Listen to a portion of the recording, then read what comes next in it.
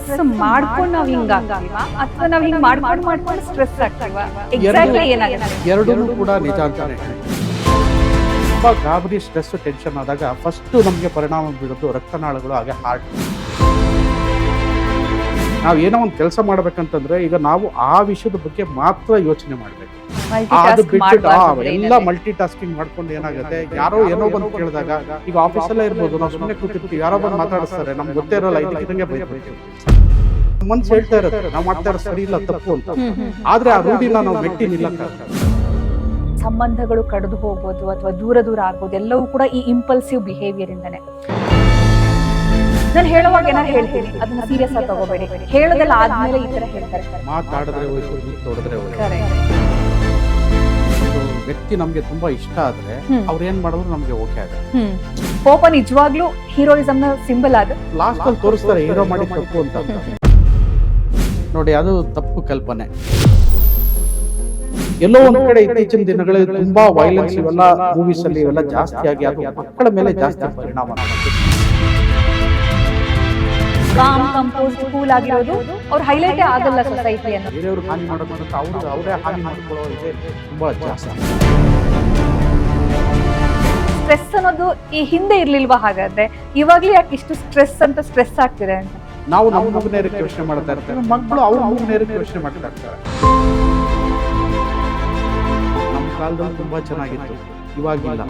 Bland and blank statement ಅಂದ್ರೆ ಯಾರ ಕೈಲಾಗೋದಿಲ್ಲ ಅದನ್ನ ಹೇಳೋದು. ಲೆಟ್ ದೆಮ್ ಥಿಂಕ್, ಯಾವ್ದು ಒಳ್ಳೇದು ಕೆಟ್ಟದ್ದು ಮಾಡಿ.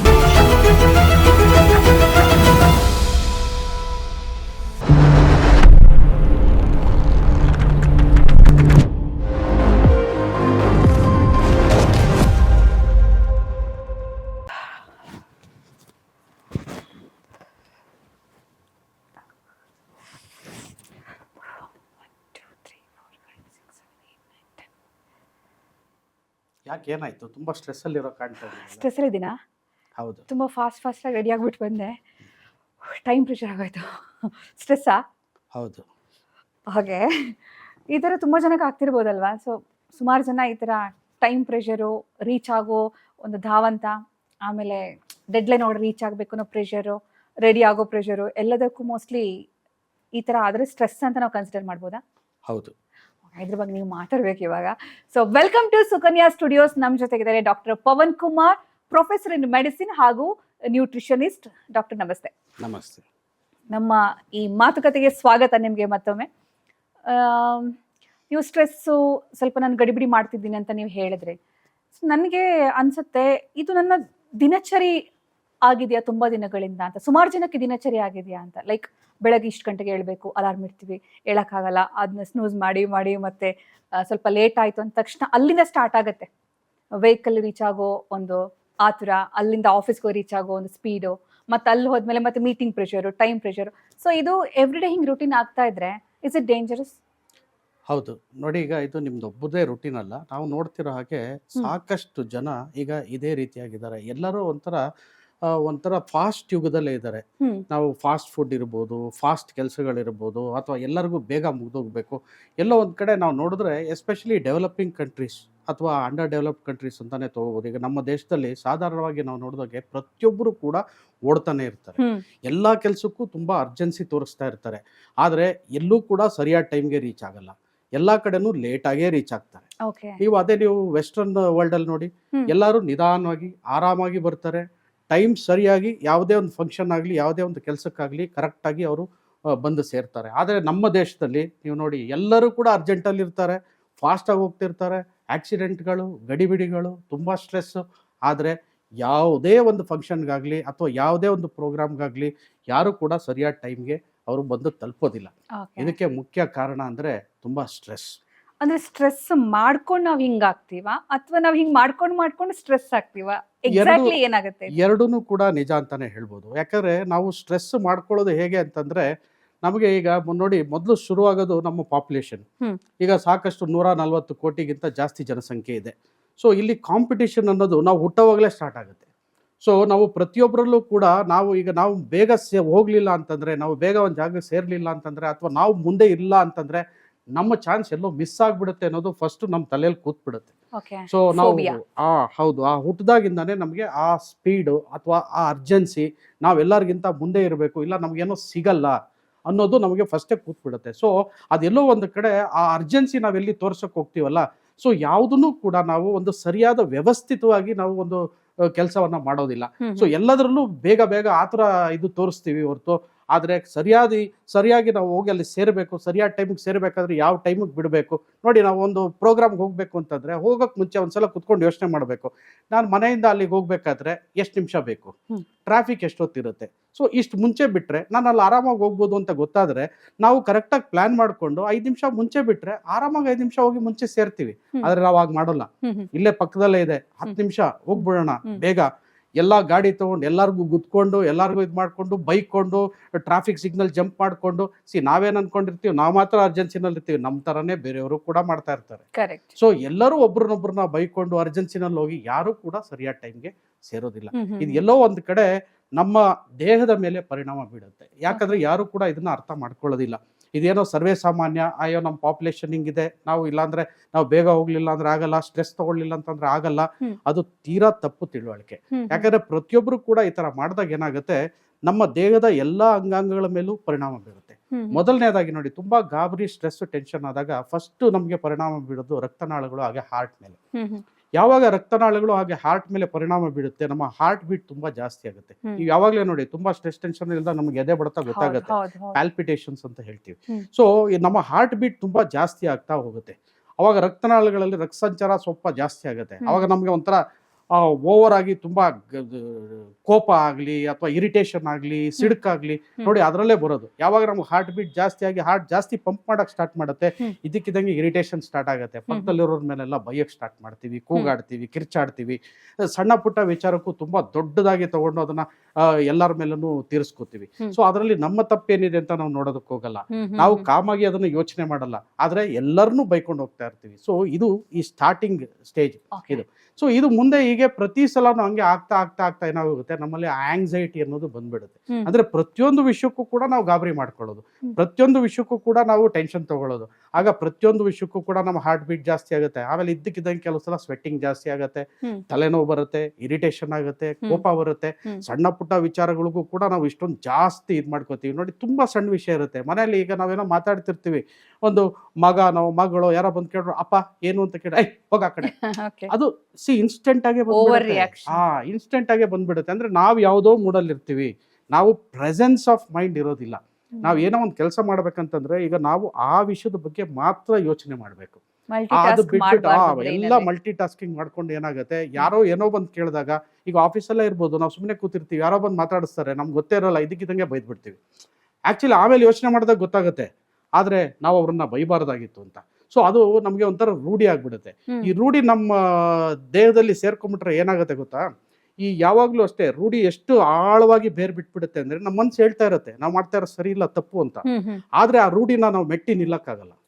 ಅಂದ್ರೆ ಆ ರೂಢಿ ಅಷ್ಟೊಂದು ಆಳವಾಗಿ ನಮ್ಮಲ್ಲಿ ಬೇರೂರು ಬಿಡುತ್ತೆ. ಸೊ ನಮ್ಮಲ್ಲಿ ಆ ಸ್ಟ್ರೆಸ್, ಟೆನ್ಷನ್, ಆಂಗ್ಸೈಟಿ, ಕೋಪ, ಸಿಡುಕು ಎಲ್ಲ ಕಡೆ ಸೇರುತ್ತೆ. ಎಕ್ಸಾಕ್ಟ್ಲಿ. ನೀವು ರೂಢಿನ ಬಿಟ್ಟು ನಾವು ಮೆಟ್ ನಿಲ್ಲಕ್ಕಾಗಲ್ಲ ಅಂತಂದ್ರೆ ತುಂಬಾ ಎಕ್ಸಾಂಪಲ್ಸ್ ಅಲ್ಲಿ ಈ ಸಂಬಂಧಗಳು ಕಡಿದು ಹೋಗೋದು ಅಥವಾ ದೂರ ದೂರ ಆಗೋದು ಎಲ್ಲವೂ ಕೂಡ ಈ ಇಂಪಲ್ಸಿವ್ ಬಿಹೇವಿಯರ್ ಇಂದಾನೆ. ಅಂದ್ರೆ ಹೇಳೋವಾಗ ನನ್ನ ಮಾತು ರೂಢಿರ್ಬೋದು, ಬಟ್ ನಾನು ಒಳ್ಳೆಯವಳು, ನಾನು ಮಾತಾಡುವಾಗ ಆ ಕ್ಷಣಕ್ಕೆ ಹೇಳ್ಬಿಡ್ತೀನಿ, ಅದನ್ನ ಮನಸ್ಸಿಗೆ ತಗೋಬೇಡಿ. ನಾನು ಹೇಳೋವಾಗ ಏನಾರು ಹೇಳ್ತೀನಿ, ಅದನ್ನ ಸೀರಿಯಸ್ ಆಗಿ ತಗೋಬೇಡಿ. ಹೇಳೋದೆಲ್ಲ ಆದ್ಮೇಲೆ ಈ ತರ ಹೇಳ್ತಾರೆ. ಬಟ್ ಇದು ತುಂಬಾ ಟೈಮ್ ನಡೆಯಲ್ಲ. ಇದು ಒಂದು ಪಾಯಿಂಟ್ ಅಲ್ಲಿ ಆ ರಿಲೇಷನ್ ಬ್ರೇಕ್ ಆಗುತ್ತೆ, ಆ ಮಾತುಕತೆನೂ ಬ್ರೇಕ್ ಆಗುತ್ತೆ. ಬಿಕಾಸ್ ಈ ಟೆಂಪರ್ ಇಂದಾಗಿ, ಈ ಇಂಪಲ್ಸಿವ್ ಬಿಹೇವಿಯರ್ ಇಂದಾಗಿ. ಸೊ ಇದು ಈ ರೂಢಿ ಅನ್ನೋದಿದೆಯಲ್ಲ, ಆ ರೂಢಿ ಅನ್ನೋದು ಸಂಬಂಧ ಮತ್ತೆ ಹೆಲ್ತ್ ಎರಡಕ್ಕೂ ಎಷ್ಟು ಪರಿಣಾಮ ಬೀರುತ್ತೆ. ಈ ಎಕ್ಸಾಂಪಲ್ಸ್ ಡೈಲಿ ನೋಡ್ತಿರ್ತೀವಿ. ತುಂಬಾ ಒಳ್ಳೆ ಪಾಯಿಂಟ್. ಯಾಕಂದ್ರೆ ಮಾತಾಡಿದ್ರೆ ಹೋಯ್ತು, ಮುತ್ತೊಡೆದ್ರೆ ಹೋಯ್ತು. ಕರೆಕ್ಟ್. ನೋಡಿ, ಒಂದ್ಸಲ ನಾವು ಏನೋ ಕೋಪದಲ್ಲಿ ಒಂದು ಮಾತಾಡ್ಬೋದು, ಅಥವಾ ನಮಗೆ ಗೊತ್ತಿಲ್ಲದೇನೆ ಯಾರಿಗೋ ಒಬ್ರಿಗೆ ಬೈಬೋದು, ಕೋಪ ಮಾಡ್ಕೋಬೋದು. ಆದ್ರೆ ನಾವು ಅನ್ಕೊಂಡಿರ್ತೀವಿ, ಅಯ್ಯೋ ಗೊತ್ತಿಲ್ಲದೆ ಮಾಡ್ಬಿಟ್ಟೆ, ಕ್ಷಮಿಸ್ಬಿಡಿ. ಕೇಳೋದು, ಕ್ಷಮಿಸಿ ಅಂತ ಹೇಳೋದು ದೊಡ್ಡ ಗುಣನೇ. ಆದ್ರೆ ಒಂದ್ಸಲ ಇನ್ನೊಬ್ರಿಗೆ ಹರ್ಟ್ ಮಾಡಿದಾಗ ಒಂದ್ಸಲ ಅವ್ರಿಗೆ ಕ್ಷಮಿಸ್ಬೋದು, 2ನೇ ಸಲ ಕ್ಷಮಿಸ್ಬೋದು, 3ನೇ ಸಲ ಅವ್ರಿಗೂ ಕೋಪ ಅನ್ನೋದೊಂದು ಇರುತ್ತಲ್ಲ, ಅವ್ರಿಗೂ ಒಂದು ಮನ್ಸು ಅನ್ನೋದೊಂದು ಇರುತ್ತಲ್ಲ. ಸೊ ಅವರ ತಾಳ್ಮೆನ ನಾವು ಪರೀಕ್ಷೆ ಮಾಡ್ತಾ ಇರ್ತೀವಿ. ಸೊ ನಮ್ಮ ಎದುರುಗಡೆ ಇರೋರನ್ನ ನಾವು ಗ್ರಾಂಟೆಡ್ ಆಗಿ ತಗೊಂಡು ಪ್ರತಿ ಸಲನೂ ನಾವು ನಮ್ಮ ಸ್ಟ್ರೆಸ್ ಲೆವೆಲ್ಸ್ನ ಅವ್ರ ಮೇಲೆ ಹಾಕಿ ತೀರಿಸ್ಕೋತಾ ಇದ್ರೆ, ಸೊ ಒಂದಲ್ಲ ಒಂದು ಸಲ ಅವರು ಕೂಡ ರಿಯಾಕ್ಟ್ ಆಗ್ತಾರೆ. ಸೊ ಹೀಗಾಗಿನೇ ಎಷ್ಟೋ ಸಲ ನಾವು ನೋಡ್ತೀವಿ, ನಾವು ಸಂಬಂಧಗಳನ್ನ ನಾವು ಮುಂದುವರ್ಸ್ಕೊಂಡು ಹೋಗ್ಬೇಕಂತಂದ್ರೆ ಭಾವನಾತ್ಮಕವಾಗಿ ನಾವು ಬೆರಿಬೇಕಾಗತ್ತೆ. ಬೇರೆಯವ್ರ ಜೊತೆ ಆ ಭಾವನೆಗಳನ್ನ ನಾವು ಹಂಚ್ಕೋಬೇಕಾಗತ್ತೆ. ಡಾಕ್ಟರ್, ನಂಗೆ ಒಂದು ಎಕ್ಸಾಂಪಲ್ ನಾನು ರಿಕಾಲ್ ಮಾಡೋದಾದ್ರೆ, ನಾವು ಚಿಕ್ಕವಳಿದ್ದಾಗ ಊರಲ್ಲಿ ಒಬ್ರಿದ್ರು. ಅವ್ರು ಯಾವಾಗ್ಲೂ ಹೈ ಪಿಚ್ಚಲ್ಲೇ ಮಾತಾಡೋದು, ಬೈಕೊಂಡೇ ಓಡಾಡೋದು.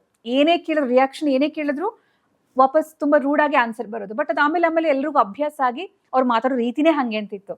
ಅದಾದ್ಮೇಲೆ ಅವ್ರೇನಾದ್ರೂ ಅಪ್ಪಿ ತಪ್ಪಿ ಸೈಲೆಂಟ್ ಆದ್ರು ಅಥವಾ ಸಾಫ್ಟ್ ಆಗಿ ಮಾತಾಡಿದ್ರು ಏನೋ ಸರಿ ಇಲ್ಲ ಅಂತ ಲೆಕ್ಕ. ಸೊ ಆ ತರದ ಒಂದು ಮೈಂಡ್ ಸೆಟ್ ಮಾಡಿಟ್ಟಿದ್ರು. ಬಟ್ ಅವ್ರು ಆ ಥರ ರೇಗಾಡ್ಕೊಂಡೇ ಮಾತಾಡೋದನ್ನ ಅವ್ರು ಹ್ಯಾಬಿಟ್ ಮಾಡ್ಕೊಂಡಿದ್ರು, ಎಲ್ಲರೂ ಅಕ್ಸೆಪ್ಟ್ ಮಾಡ್ಕೊಂಡಿದ್ರು. ಆಮೇಲೆ ಅವ್ರ ಮನಸ್ಸು ತುಂಬಾ ಒಳ್ಳೇದು, ಮಾತು ಮಾತ್ರ ತುಂಬಾ ರಫ್ ಇರುತ್ತೆ ಅಂತೆಲ್ಲ ಎಲ್ಲರೂ ಅದನ್ನೇ ಹೇಳ್ತಾ ಇದ್ರು. ಸೊ ಅದು ಅವರಿಗೆ ಹಾರ್ಮ್ಫುಲ್ ಆಗಿರ್ಬಹುದಲ್ವಾ? ಹೌದು, ನೋಡಿ ಈಗ ನೋಡೋರ್ಗೆ ನಮಗೇನು ಅನಿಸ್ತಲ್ಲ ಅಂದ್ರೂ ಬಟ್ ಅವ್ರಿಗೆ ಅದೆಷ್ಟು ಎಫೆಕ್ಟ್ ಆಗುತ್ತೆ ಅಂತ. ನೋಡಿ ಈಗ ಎಷ್ಟೋ ಸಲ ಹೆಂಗಾಗತ್ತೆ ಅಂತಂದ್ರೆ, ಈಗ ಒಂದು ವ್ಯಕ್ತಿ ನಮ್ಗೆ ತುಂಬಾ ಇಷ್ಟ ಆದ್ರೆ ಅವ್ರು ಏನ್ ಮಾಡಿದ್ರು ನಮ್ಗೆ ಓಕೆ ಆಗುತ್ತೆ. ಈಗ ನೀವು ಹೇಳಿದ ಎಕ್ಸಾಂಪಲ್ ಏನಂದ್ರೆ, ಈಗ ಅವ್ರ ಮನೆಯವ್ರಿಗೆ ಇಷ್ಟ ಆಗ್ಬೋದು, ಯಾಕಂದ್ರೆ ಅವ್ರು ಜೋರಾಗಿ ಮಾತಾಡ್ತಾರೆ, ಹೈ ಪಿಚ್ಚಲ್ಲಿ ಮಾತಾಡ್ತಾರೆ, ಕೋಪದಿಂದ ಮಾತಾಡ್ತಾರೆ, ಎಲ್ಲರನ್ನು ಬೈತಾರೆ. ಆದ್ರೆ ಅವ್ರು ವ್ಯಕ್ತಿ ಒಳ್ಳೆಯವರೇ, ಬಟ್ ಸ್ವಲ್ಪ ಹಾರ್ಶ್ ರ್ಯಾಶ್ ಆಗಿ ಮಾತಾಡ್ತಾರೆ. ಮನಸ್ಸು ಒಳ್ಳೇದು. ಸೊ ಅಲ್ಲಿ ಹತ್ರ ಇರೋರು ಅವ್ರ ಸರ್ಕಲ್ ಅಲ್ಲಿ ಏನಿರ್ತಾರೆ ಅವ್ರಿಗೆ ಇಷ್ಟ ಆಗ್ಬೋದು.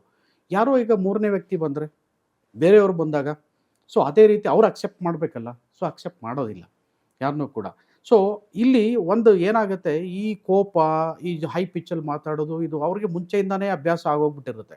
ಸೊ ಅವ್ರು ಅದನ್ನ ಕಂಟಿನ್ಯೂ ಮಾಡ್ಕೊಂಡು ಹೋಗ್ತಾ ಇರ್ತಾರೆ. ಆದ್ರೆ ಅವರ ಜೊತೆನಲ್ಲಿರೋರು ಕೂಡ ಅದನ್ನ ಅವ್ರಿಗೆ ಹೇಳಿ, ಇಲ್ಲ ಇದನ್ನ ಕಮ್ಮಿ ಮಾಡ್ಕೊಳ್ಳಿ ಅಂತ ಹೇಳಿಲ್ಲ ಅಂತಂದ್ರೆ ಅವ್ರು ಅದೇ ಸರಿ ಅಂತಾನೆ ಮುಂದುವರ್ಕೊಂಡು ಹೋಗ್ತಾ ಇರ್ತಾರೆ. ಆಕ್ಚುಲಿ ಅವರು ಸರೌಂಡಿಂಗ್ ಅಲ್ಲಿ ಇರೋರು ಕೂಡ ಏನಂದ್ರೆ, ಅವ್ರಿಗೆ ಈಗ ಎಷ್ಟು ಸಾಧ್ಯವೋ ಅಷ್ಟು ಕೂಡ ಅವರ ಕೋಪನ ಕಮ್ಮಿ ಮಾಡ್ಕೊಳ್ಳೋದಕ್ಕೆ ಅಥವಾ ಲೋ ಪಿಚ್ಚಲ್ಲಿ ಮಾತಾಡೋದಕ್ಕೆ ಹೇಳಿದ್ರೆ ಒಳ್ಳೇದು. ಯಾಕಂದ್ರೆ ಇದು ಅವರ ಆರೋಗ್ಯ ದೃಷ್ಟಿಯಿಂದ ಕೂಡ ಒಳ್ಳೇದು. ಪ್ಲಸ್ ಈಗ ಬೇರೆಯವ್ರಿಗೂ ಅಷ್ಟೇ, ಈಗ ಸುಮ್ಮನೆ ಬಯಸ್ಕೊಳ್ಳೋದು ಯಾಕೆ? ಆಮೇಲೆ ಯಾವುದೋ ಒಂದು ಮೂಮೆಂಟ್ ಅಲ್ಲಿ ಇವರು ಕೂಡ ರಿವರ್ಸ್ ಆಗ್ಬೋದಲ್ವಾ ನಾಳೆ. ಅಥವಾ ಚಿಕ್ಕ ಮಕ್ಕಳಿಗೆ ಏನಂತ ಒಂದು ಎಕ್ಸಾಂಪಲ್ ಕೊಡ್ತಾರೆ. ಈಗ ತುಂಬಾ ಹಿರಿಯರು ಯಾರಾದ್ರೂ ಆ ರೀತಿ ಮಾಡ್ತಾ ಇದ್ರೆ ಚಿಕ್ಕ ಮಕ್ಕಳು ಅವ್ರನ್ನ ನೋಡಿ, ನಾನು ಹಂಗೆ ಜೋರಾಗಿರ್ಬೇಕು, ನಾನು ಜೋರಾಗಿ ಮಾತಾಡ್ಬೇಕು. And again one more point ಏನಾಗುತ್ತೆ ಅಂದ್ರೆ, ಈ ಕೋಪ ಮತ್ತೆ ಅಗ್ರೆಸಿವ್ ಆಗಿ ಮಾತಾಡೋದನ್ನ ಹೀರೋಯಿಸಮ್ ಅಂತ ಬಿಂಬಿಸ್ತಾರೆ. ಲೈಕ್ ಸುಮಾರು ಸಿನಿಮಾಗಳು ಕೂಡ ಮಚ್ಚಿಡ್ಕೊಂಡು ಕೋಪ ತೋರಿಸೋದಾಗ್ಲಿ, ಕಣ್ಣಲ್ಲಿ ರಕ್ತ ತುಂಬದಂಗೆ ಎಕ್ಸ್ಪ್ರೆಷನ್ ಕೊಡೋದಾಗ್ಲಿ, ಮಾಸ್ ಆಗಿ ಡೈಲಾಗ್ ಹೇಳೋದಾಗ್ಲಿ, ಅಥವಾ ಕೋಪದಲ್ಲಿ ಎಲ್ಲಾ ಹೊಡಿ ಬಡಿ ಎಲ್ಲಾನು ಪುಡಿ ಮಾಡಿ ಹಾಕೋದು ಅಂದ್ರೆ ಅದೊಂದು ಹೀರೋಯಿಸಮ್, ಅದೊಂದು ಆಟಿಟ್ಯೂಡ್ ಅಂತ ಒಂದು ಬಿಂಬಿಸ್ತಾ ಇದ್ದಾರೆ. ಸೊ ಹಂಗಿದ್ದಾಗ ಅದು ಮಕ್ಕಳ ಮನಸ್ಸ ಮೇಲೂ ಅದೇ ತರದ ಒಂದು ಭಾವನೆ ಬೆಳೆಯತ್ತಲ್ವಾ? ಕೋಪ ನಿಜವಾಗ್ಲೂ ಹೀರೋಯಿಸಮ್ನ ಸಿಂಬಲ್ ಅದು? ನೋಡಿ, ಅದು ತಪ್ಪು ಕಲ್ಪನೆ. ಯಾಕಂದ್ರೆ ಕೋಪ ಯಾವಾಗಲೂ ಅವನ ವ್ಯಕ್ತಿ ಕೈಲಿ ಯಾವಾಗ ಒಂದು ಕೆಲಸ ಆಗೋದಿಲ್ಲ ಮಾಡೋದಕ್ಕೆ, ಅದನ್ನ ಹೊರಹಾಕೋ ಒಂದು ಭಾವನೆ ಅಂತ ಹೇಳ್ಬೋದು. ಅವನ ವೀಕ್ನೆಸ್ ನ ಮುಚ್ಕೊಳ್ಳೋದಕ್ಕೆ ತೋರಿಸ್ಕೊಳ್ಳೋ ಒಂದು ಅಗ್ರೆಷನ್ ಫೇಸ್ ಅಂತ ಹೇಳ್ಬೋದು ಅದು.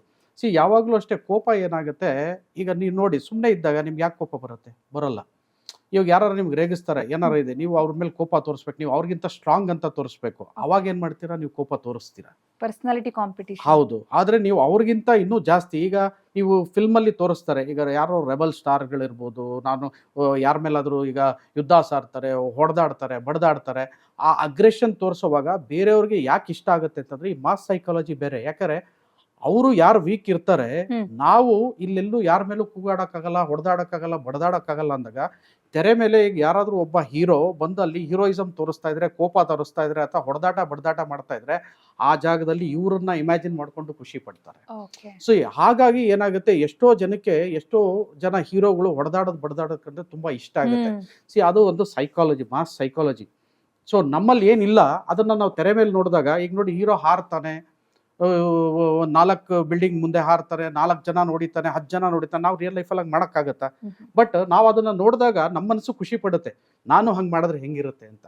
ಸೊ ಹಂಗಾಗಿ ಏನಾಗುತ್ತೆ, ಅಲ್ಲಿ ಐಡಲ್ ಅಂತ ಒಂದು ಫಾರ್ಮ್ ಆಗಿ ಹೋಗುತ್ತೆ, ನಾನು ಆ ರೀತಿಯಾಗಿರ್ಬೇಕು, ಆ ರೀತಿಯಾಗಿ ಮಾಡಬೇಕು ಅಂತ. ಬಟ್ ಆದ್ರೆ ಎಲ್ಲೋ ಒಂದ್ ಕಡೆ ಇತ್ತೀಚಿನ ದಿನಗಳಲ್ಲಿ ತುಂಬಾ ವೈಲೆನ್ಸ್ ಇವೆಲ್ಲ ಮೂವೀಸ್ ಅಲ್ಲಿ ಇವೆಲ್ಲ ಜಾಸ್ತಿ ಆಗಿ ಅದು ಮಕ್ಕಳ ಮೇಲೆ ಜಾಸ್ತಿ ಪರಿಣಾಮ ಬೀರುತ್ತೆ. ಯಾಕೆಂದ್ರೆ ಅದೇ ವೈಲೆನ್ಸ್ ನೋಡಿ, ಅದೇ ಕೋಪನ ನೋಡಿ ನಾವು ಅದೇ ರೀತಿಯಾಗಿದ್ರೆ ನಮಗೂ ಒಂದು ರೆಸ್ಪೆಕ್ಟ್ ಸಿಗುತ್ತೆ, ಅಥವಾ ಜನ ನಮ್ಮನ್ನು ಇಷ್ಟಪಡ್ತಾರೆ ಅನ್ನೋ ಒಂದು ತಪ್ಪು ಕಲ್ಪನೆ ಮಕ್ಕಳಲ್ಲಿ ಹೋಗುತ್ತೆ. ಆಗ ಇಲ್ಲಿ ಪೇರೆಂಟ್ಸ್ ಮೇಲೆ ತುಂಬಾ ಒಂದು ಜವಾಬ್ದಾರಿ ಇರುತ್ತೆ, ಅಥವಾ ಹಿರಿಯರ ಮೇಲೆ ಯಾರು ಮನೆಯಲ್ಲಿ ಇರ್ತಾರಲ್ಲ ಅವರು ದೊಡ್ಡ ಜವಾಬ್ದಾರಿ ಇರುತ್ತೆ. ಅದಕ್ಕೋಸ್ಕರನೇ ಸೆನ್ಸಾರ್ ಅವರು ನಿಮಗೆ UA ಕೊಡ್ತಾರೆ, ಅಂಡರ್ ಪೇರೆಂಟಲ್ ಗೈಡೆನ್ಸ್ ನೋಡಬೇಕು ಅಂತ, ಅಥವಾ ಅಡಲ್ಟ್ ಸರ್ಟಿಫಿಕೇಟ್ ಅಂತ ಕೊಡ್ತಾರೆ. ಯಾಕಂದ್ರೆ ದೊಡ್ಡವ್ರು ಮಾತ್ರ ನೋಡ್ಬೇಕು, ಮಕ್ಕಳು ನೋಡಬಾರ್ದು ಅಂತ. ಬಟ್ ಈಗ ಇರೋ ಇಂಟರ್ನೆಟ್ ಇದ್ರಲ್ಲಿ ಎಲ್ಲರೂ ನೋಡ್ತಾರೆ. ಆದ್ರೆ ತಂದೆ ತಾಯಿಗಳು ಅಥವಾ ಹಿರಿಯರು ಯಾರು ಮನೇಲಿ ಇರ್ತಾರೆ, ಮಕ್ಕಳನ್ನ ರೂಪಿಸುವಲ್ಲಿ ತುಂಬಾ ಒಂದು ದೊಡ್ಡ ಪಾತ್ರ ಇದೆ. ಯಾಕಂದ್ರೆ ಈ ತರ ಪಾತ್ರಗಳನ್ನ ನೋಡಿ ಇವರು ದಾರಿ ತಪ್ಪದೆ ಅಥವಾ ಅದನ್ನೇ ಒಂದು ಐಡಲಿಸಮ್ ಆಗಿ ತಗೊಂಡು ಹೋಗೋದನ್ನ ಬಿಟ್ಟು ಇವ್ರಿಗೆ ಅದು ಏನ್ ರಿಯಾಲಿಟಿ ಅನ್ನೋದನ್ನ ಮಂದಟ್ ಮಾಡಬೇಕು. ಬಟ್ ಸೊಸೈಟಿಲಿ ಹೆಂಗಾಗೋಗಿದೆ ಅಂತಂದ್ರೆ ನಾವಿವಾಗ ನೀವೀಗೇನು ಹೇಳ್ತಿದ್ದೀರಾ, ಡಾಕ್ಟರ್ಸು ಯಾರ್ಯಾರು ಹೆಲ್ತ್ ಕನ್ಸರ್ನ್ ಇರೋರು ಏನು ಸಜೆಸ್ಟ್ ಮಾಡ್ತಾರೆ, ಕಾಮ್ ಆಗಿರಬೇಕು, ಕಂಪೋಸ್ಡ್ ಆಗಿರಬೇಕು, ಧಾವಂತ ಇರಬಾರ್ದು, ಸ್ಟ್ರೆಸ್ ಇರಬಾರ್ದು, ಕೋಪ ಮಾಡ್ಕೋಬಾರ್ದು, ಸಡನ್ ರಿಯಾಕ್ಷನ್ ಕೊಡಬಾರ್ದು, ಹೈ ಪಿಚ್ಚಲ್ಲಿ ಮಾತಾಡಬೇಕಾಗಿಲ್ಲ, ಸ್ಲೋ ಆಗಿ ಮಾತಾಡಿ, ಕನ್ವಿನ್ಸ್ ಮಾಡಿ, ಸ್ಮೈಲಿ ಫೇಸಲ್ಲಿರಿ ಅಂತ. ಇದು ಯಾವುದೂ ಒಂದು ಹೀರೋ ಕ್ಯಾರೆಕ್ಟರ್ ಅಂತ ಎಲ್ಲೂ ಬಿಂಬಿತ ಆಗ್ತಾ ಇಲ್ಲ. ಆ ಥರ ಇರೋರೆಲ್ಲ ಆಟಿಟ್ಯೂಡ್ ಕಡಿಮೆ ಇರೋರು ಅಥವಾ ಅಷ್ಟು ಮ್ಯಾನ್ಲಿಯಾಗಿ ಅವ್ರನ್ನ ಪ್ರೊಜೆಕ್ಟ್ ಮಾಡ್ತಾ ಇಲ್ಲ ಸಿನಿಮಾಗಳಲ್ಲಿ ಅನ್ನುವ ರೀತಿಲಿ. ಅಂದ್ರೆ ಈ ತರ ಇದ್ರೆ ಯಾರು ಬೇಕಾದ್ರೂ ಅವ್ರ ಮೇಲೆ ಸವಾರಿ ಮಾಡ್ಬೋದು ಅನ್ನೋ ತರ ಒಂದು ಮೈಂಡ್ ಸೆಟ್ ಅನ್ನ ಕ್ರಿಯೇಟ್ ಮಾಡ್ದಂಗೆ ಅನ್ಸತ್ತೆ. ನೋಡಿ ಕಾಮ್ ಕಂಪೋಸ್ಡ್ ಕೂಲ್ ಆಗಿರೋದು ಅವ್ರು ಹೈಲೈಟೇ